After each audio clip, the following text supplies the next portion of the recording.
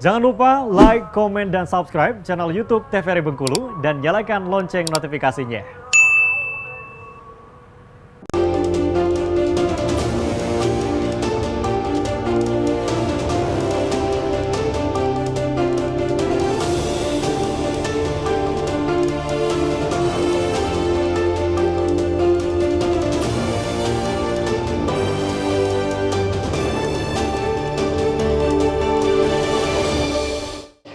Terima kasih pemirsa TVRI Bengkulu, Anda kembali menyaksikan Berendo, masih bersama saya Afriko Zuhri dalam tema kali ini terkait dengan potensi Laut Bengkulu.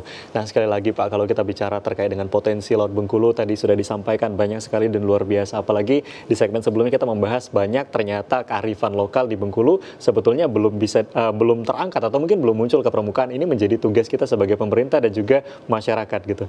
Mungkin apa yang disampaikan ini Pak untuk harapan ke depannya dengan potensi yang dimiliki ini agar masyarakat bisa sama-sama kita membangkitkan ekonominya, tadi juga ada sektor pariwisata di sana. Seperti apa, Pak? Jadi ya, yang jelas, yang pertama adalah kita optimis lah. Yeah. Kita optimis pesisir ini bisa mengangkat harkat derajat kesejahteraan terutama untuk nelayan dan masyarakat pesisir. Karena potensi-potensi yang kita miliki ini sangat luar biasa. Jangan pernah kita mengeluh terhadap kekurangan fasilitas yang kita miliki. Tetapi bagaimana kita mengoptimalkan fasilitas yang ada, kemampuan yang ada.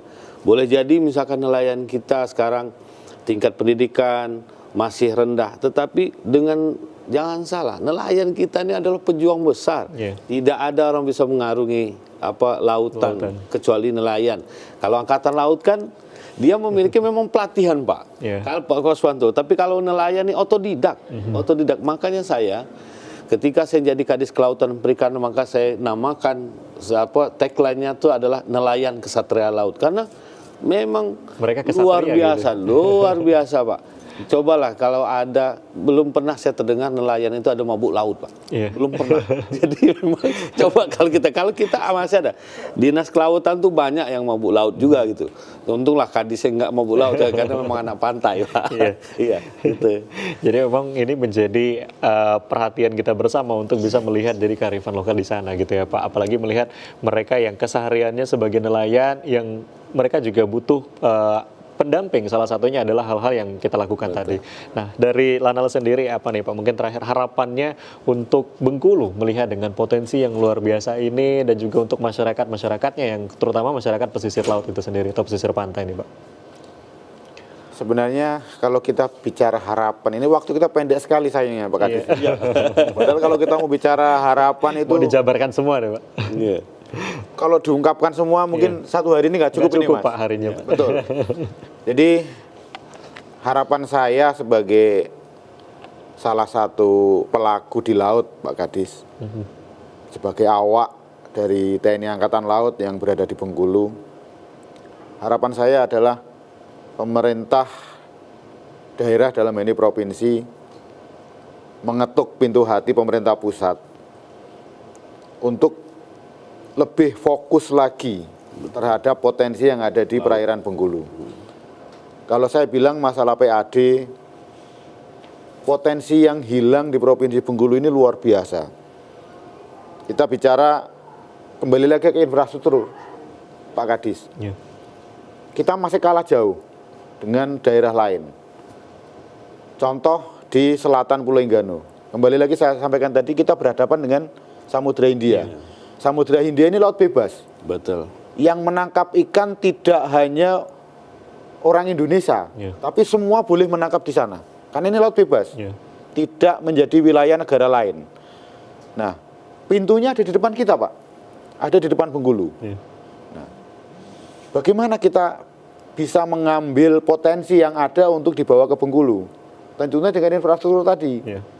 Pelabuhannya yang bisa menampung, cold storage-nya juga bisa mewadahi, fasilitas yang lain, terutama fasilitas energi. Bahan bakarnya terdukung, listriknya nggak mati-matian kan gitu. Nah, dengan harapan seperti itu, yang sekarang ini tuna, tongkol yang nangkap di Samudra Hindia semua larinya ke Jakarta, ke Pulau Jawa yang lain, ada Tegal, ada Pemalang.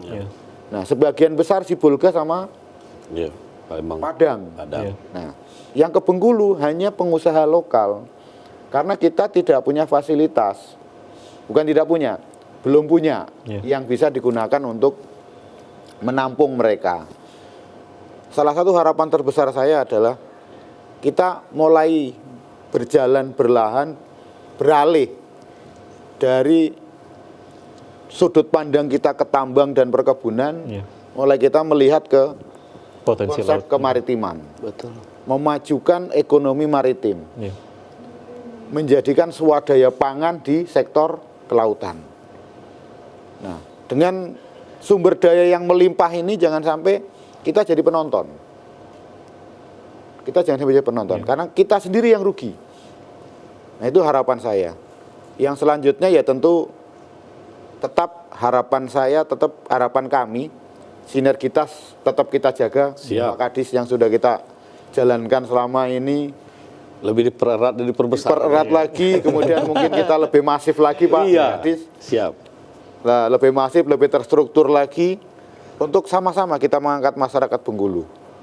Masyarakat Bengkulu terutama masyarakat pesisir. Iya. Karena kalau sudah masuk paceklik ikan, suhu udara meningkat, nah udah otomatis plankton menghilang, bukan menghilang, berkurang sebenarnya. Otomatis ikan juga akan migrasi, mencari tempat dengan plankton yang tinggi. Iya. Nah, ada lagi sebenarnya yang kepingin saya munculkan adalah ketahanan terhadap sumber pangan alternatif bagi pembudidaya ikan. Iya. Artinya sumber daya Bengkulu ini kan banyak, tapi banyak yang terbuang, bukan terbuang. Karena ketahanan pangan itu belum termasuk ikan sekarang, Pak. Ya, Seharusnya sudah masukkan di sektor perikanan itu adalah ketahanan pangan. Nah, jadi makanan pendamping ikan dengan sumber daya yang ada yang masih belum terkelola. Ya. Mungkin ini ya jadi masukan buat Pak Kadis selama pemerintah daerah lah.